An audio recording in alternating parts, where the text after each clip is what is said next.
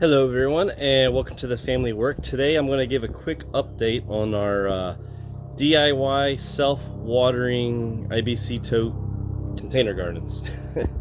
Let me turn the camera around here just a second.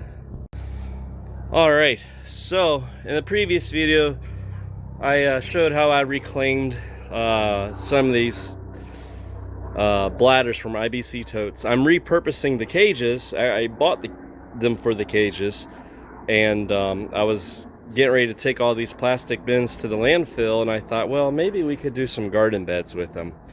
So I cut them down, and then I filled the bottom half with some gravel that was left over. Well, not leftover. I had some extra ordered when we poured our new driveway. And then now I put in some drains. These actually, just because we've had a lot of rain this spring, they were already kind of full. I had to drain them all a little bit today in order to put the overflow drain.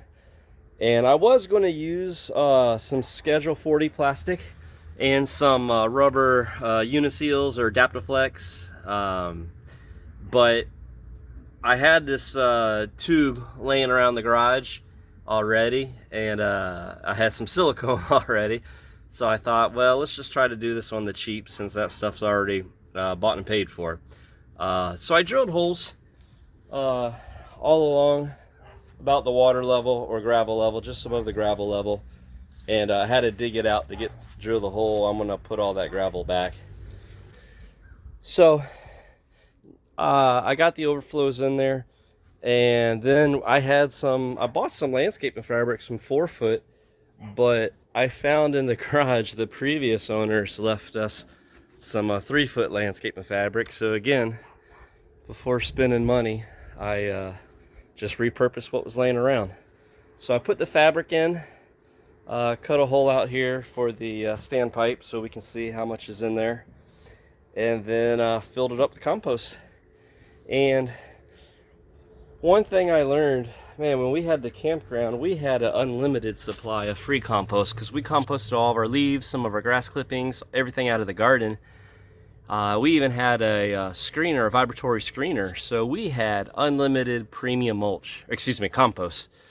And now I had to buy it. I called a few local landscape places, and they wanted anywhere from $45 to $85 a cubic yard for it, and that's not even delivered. So I found one place that had it for $22 a yard, and you can probably tell it's not the greatest. There's plastic in there and all kinds of garbage that went through their processor, but the price is right. Although the first time I went there, it was cold and raining, and they used a front end loader, gave me a bucket for 2 yards, and then I went back to get 2 more yards. They used a Bobcat with a small 60-inch bucket on it, and they gave me 2 scoops and said, okay, that's 2 yards, same price at half amount.